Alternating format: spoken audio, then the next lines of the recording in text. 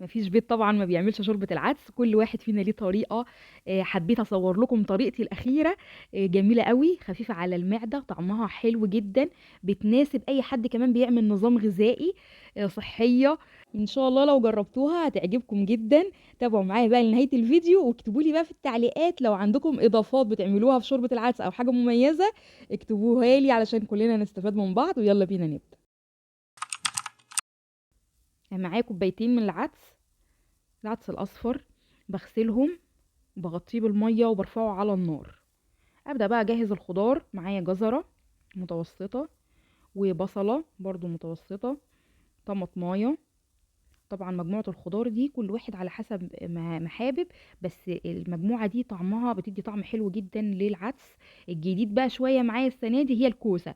معرفش إذا كان حد فيكم بيضيف الكوسة أو جرب يضيفها للعدس ولا لأ، لكن لو ما جربتوش حابة ان انتوا تجربوها. جميلة جدا، بترفع القيمة الغذائية لشوربة العدس، وفي نفس الوقت بتبقى تخلي العدس خفيف على المعدة جدا. هنا بدأ يظهر ريم على الوش، شيلته كله. وابدا بقى اضيف، انا عندي الولاد ما بيحبوش الكوسه، فبحاول ادخلها لهم في الاكل كده لان هي ليها فوائد كتيره جدا. وضفت كمان شريحتين من البطاطس او بطاطسيه صغيره يعني كده، حاولوا تضيفوها. البطاطس كترها بحس ان هي بتتعب المعده شويه في شوربه العدس، وطبعا حسب الرغبه عايزين تضيفوا توم برضو. لكن انا شايفه ان المجموعه دي كده بتخلي الشوربه خفيفه وجميله وطعمها حلو قوي. على نار هاديه لغايه ما استوى معايا العدس بالشكل ده، والخضار نفسه كمان استوى. بضيف معلقه كبيره صلصة طماطم، الصلصة البيتي. شوفوا الطريقة برضو هسيبها لكم في صندوق الوصف، جميلة قوي صلصة الطماطم سواء بتاع المصانع او الصلصة العادية اللي احنا بنخزنها في الفريزر. هسيبها لكم ان شاء الله في صندوق الوصف. نبدأ نضربه بالهاند بلندر. انا عملت قبل كده شوربة العدس بدون خلاط، لو حابين تشوفوها هسيبها لكم. وضفت كمون وملح، مش بضيف اي توابل تانية للشوربة. اللي انا بضيفه بعد كده بقى هي الزبدة. بسيح الزبدة وبضيفها زبدة طبعا بلدي، بسيحها وبضيفها كده زي ما هي مع بصل. ده طبعا حسب الرغبة، في ناس ممكن يحمروا بصل، يقطعوه يحمروه، توم. انا ما بعملش كل ده لاني بحس ان هو بيتعب المعدة شوية.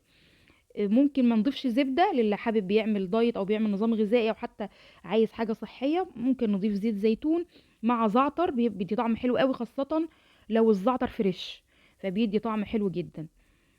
حلوة برضو اللي هي اللي بالزعتر والزيت الزيتون دي.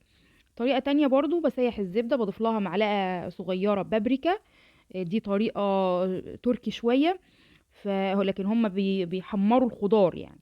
طريقة شوربة العدس التركية انا بحس بس ان هي ممكن تكون بتتعب المعدة، فما ما بحمرش الخضار، بعمل بس طريقة البابريكا دي في الزبدة، بتبقى اخف برضو. والبابريكا اللي انا استخدمتها هنا بابريكا مدخنة، فادت الطعم حلو جدا للشوربة. ممكن كمان نحمر شعرية و... ونضيف لها شوية صغيرين من المية السخنة، وبعدين نضيف العدس عليها. بتبقى شوربة العدس بالشعرية، ان شاء الله نبقى نعملها برضو في مرة ان شاء الله. الطريقة حلوة جدا، جربوها، مرتفعة القيمة الغذائية وفي نفس الوقت خفيفة على المعدة. قولوا لي رأيكم في التعليقات، والسلام عليكم ورحمة الله وبركاته.